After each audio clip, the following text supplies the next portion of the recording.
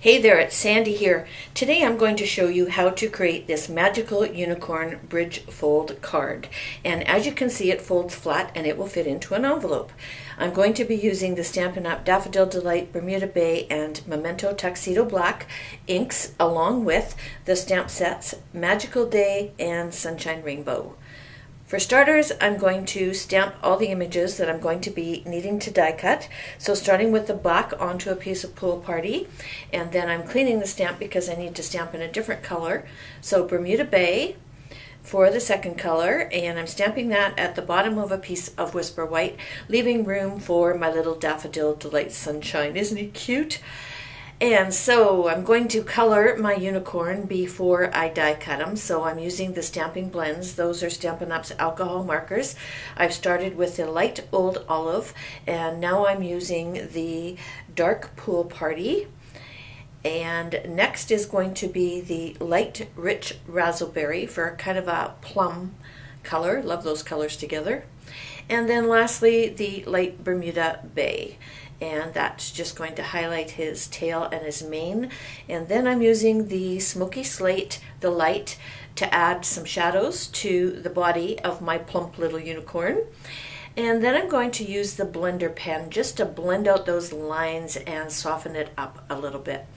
For the card base, it's 5.5 by 9, and you're going to score it at 3 on each side. And then you want to fold and burnish those score lines really, really well. And I fold one back and one forward, so you got a valley and a mountain fold.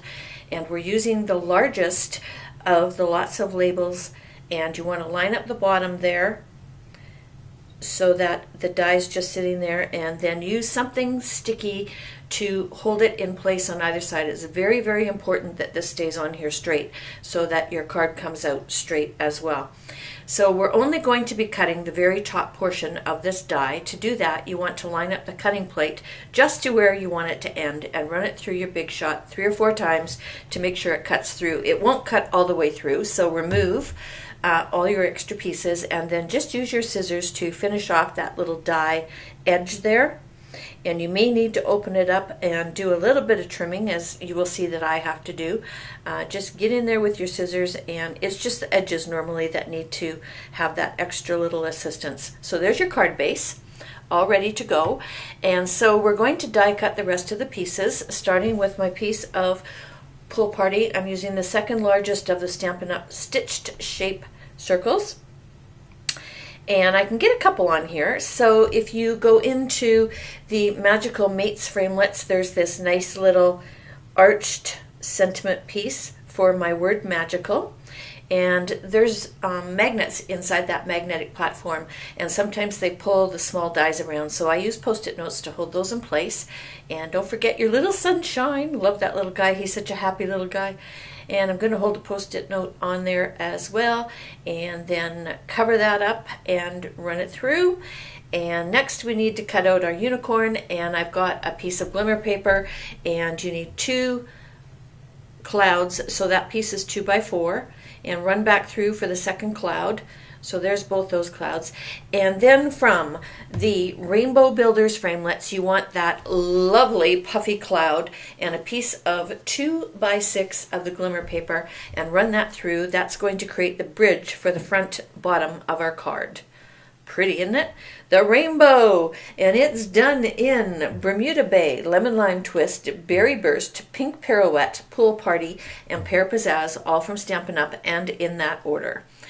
For the background of our card base, I am using the Myths and Magic Specialty Designer Paper, and you need 3 pieces, 3 by 4 3/4. We're using the second largest of the Lots of Labels framelits, and this time we're lining up the bottom. Sorry, I have an automatic focus on my camera, and it likes to look at colored things.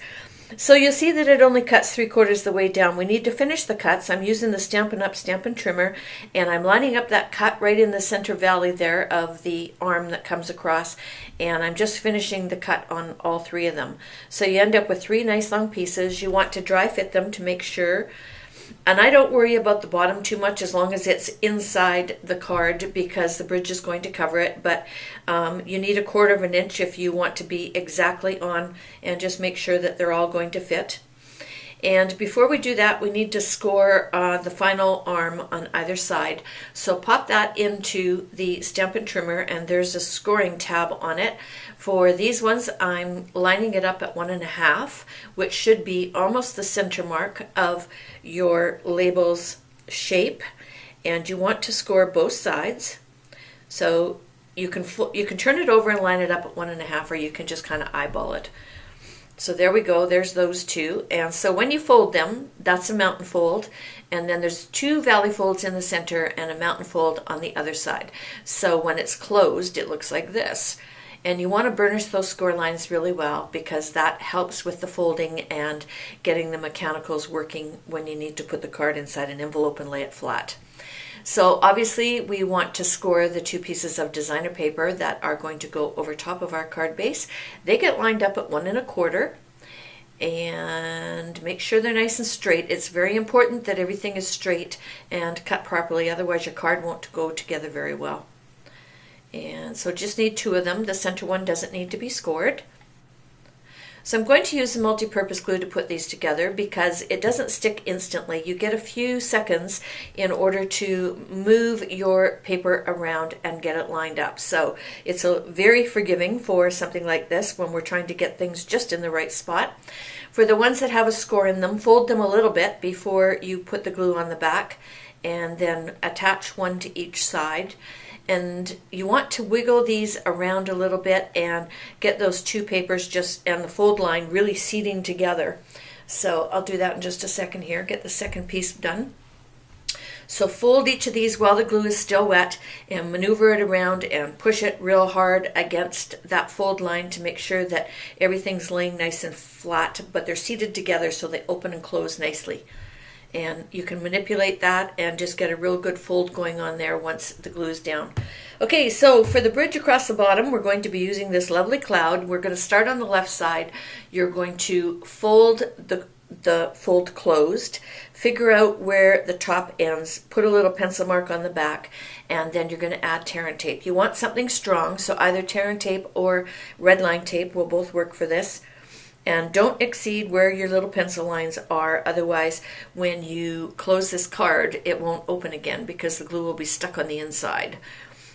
But you want as much as possible there to make it good and strong. So I've got 3 pieces, so leave it open to attach this. There we go. And then we're going to do the same thing on the other side. Figure out where the fold is, place your marks on the back of the bridge piece, add your tarrant tape, and I removed the first 2, and then I put another piece right over top, right down the edge, so that I've got really good adhesion on this so that it doesn't come apart. So fold your card and attach the other side, and then give it a little trim on the back. So depending on the size of your card, where you measured, what your cutting pieces were like, you may need to trim. And there, it should sit just like that. So with your rainbow, you want to push all those pieces together upside down, put something there. I'm using my glue to hold it in place, and then I'm going to add 3 pieces of washi tape to hold it together so that I can move it around. Washi tape is awesome for things like this, and if you have a little overhang like I do, flip it over and do the trimming now because it's really hard to do it once it's down on the card. And so we need to attach this on the left side of our card. So I'm going to add more tarrant tape to the back of the left side and trim it out and remove that little protective cover. And then find some glue dots because we're going to tuck the right side underneath the cloud. So we're actually going to put glue dots on the front of the rainbow on the right hand side, just like that. So you've got adhesive on the back left and glue dots on the front right so that it fits in just like that. Perfect! Awesome! Okay, so for all our embellishments, we're going to put some dimensionals on the back of our little blue magical banner. Attach that to our circle. I'm using 4 glue dots around the outside of the circle to attach it to the center of the card. There's a bit of a shiny finish on that designer paper, so you want something nice and strong like glue dots to hold it in place. The multi-purpose glue would also work.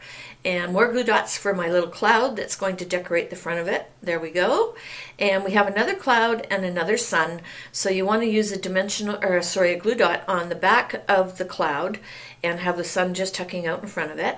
And then put a couple more glue dots only on the right-hand side of the cloud so that he can hang over into the center of the cloud and not stick to anything when it's closed.